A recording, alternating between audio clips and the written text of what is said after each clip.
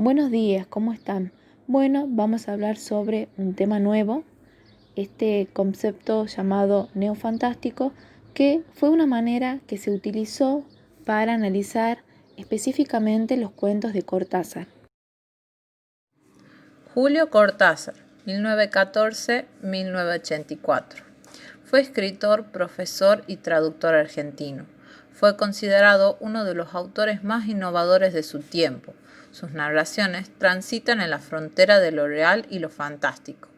Escribió su primer libro de cuentos al que llamó Bestiario, publicado en 1951.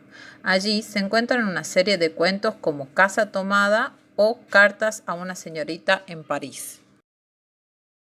Bien, retomando la actividad motivadora de la clase anterior, le habíamos presentado una serie de imágenes. Cada una de ellas correspondía a un género narrativo.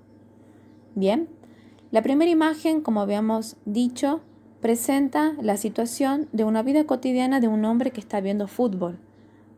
Esta imagen correspondía al género realista, ya que presenta una situación de la vida cotidiana en la que relata de manera cronológica hechos que le suceden a las personas comunes. La segunda imagen presenta dos secuencias. La primera, en la que está un niño viendo la tele, y la segunda es en la que aparece el niño en la pantalla, pero ya hablando con otra persona. Como habíamos repasado y teniendo en cuenta los tipos de cuentos, habíamos dicho que esta imagen se enmarca dentro del género fantástico, en la que son historias en donde se presenta lo sobrenatural enmarcado dentro de la vida cotidiana.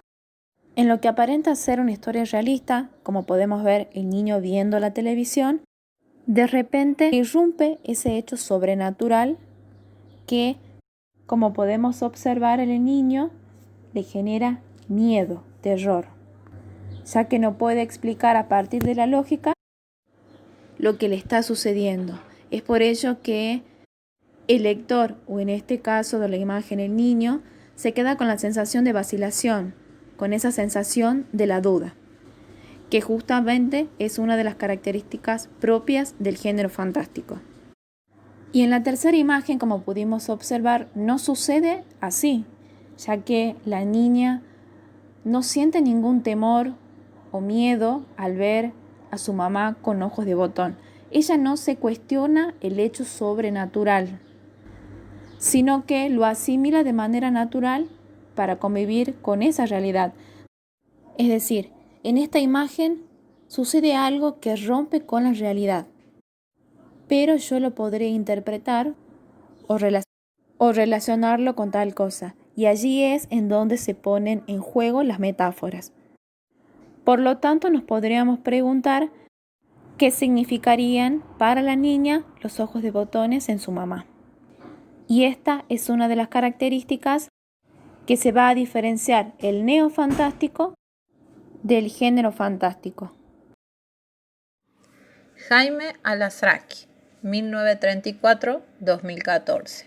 Estudia los cuentos de Cortázar y en sus análisis trataba de mostrar que las características del género fantástico no encajaba con sus cuentos. Alasraqui llega a la conclusión en la que manifiesta que esos cuentos no son relatos fantásticos, sino que era otra cosa, un nuevo tipo de ficción en busca de su género. Por lo tanto, Alasraqui llega a la conclusión que el neofantástico no propone generar miedo o terror como lo hace el género fantástico del siglo XIX, y se va a diferenciar justamente por presentar una visión, una intención y un modus operandi. Visión. Mientras los relatos fantásticos asumen la solidez del mundo real para luego irrumpir con un hecho sobrenatural para devastarlo, los relatos neofantásticos asumen la realidad como una máscara, ocultando de esta manera una segunda realidad. La intención que presenta el género neofantástico no es generar miedo sobre los hechos sobrenaturales como sucede en los relatos fantásticos, sino que trata de provocar en el lector inquietud y perplejidad por lo insólito de las situaciones narradas. en donde trata de mostrar que en la realidad real hay ciertas fisuras y que son expuestas a partir de metáforas con el fin de ir más allá.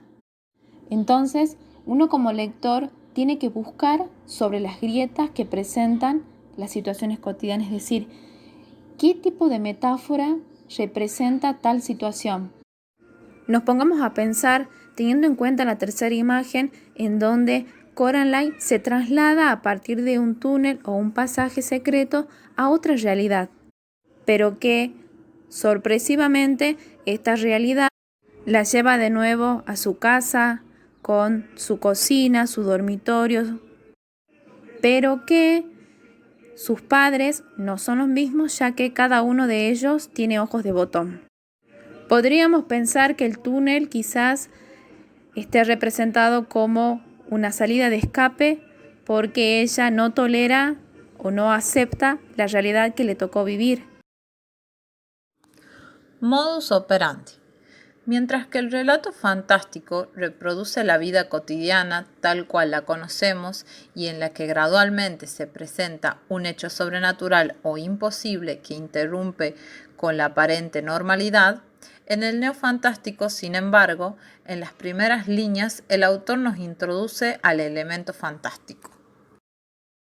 Por último, le vamos a enviar a partir de la aplicación de WhatsApp en formato PDF el cuento Carta a una señorita en París. Aquí quiero que presten atención a las metáforas que presenta el cuento y que después de leer el cuento realicen una interpretación de las mismas. ¿Bien? Bueno chicos, nos vemos en la próxima clase. Saludos.